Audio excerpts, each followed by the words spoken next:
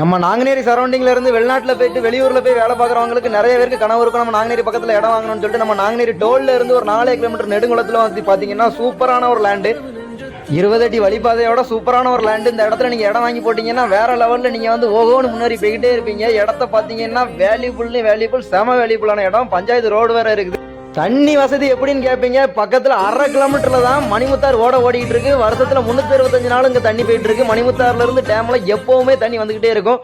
நம்ம வந்து போய் சொல்லுங்க, உண்மையா தண்ணி வந்துகிட்டே இருக்கு. மற்ற எந்த ஊர்லயும் தண்ணி வராது. நம்ம ஏரியாவில் பார்த்தீங்கன்னா செம்மையான லொகேஷன். இந்த லொகேஷன்ல நீங்க இடம் வாங்கி போட்டீங்கன்னா பிற்காலத்தில் நீங்க வந்து வேற லெவலில் ஓகோன்னு போயிடலாம்.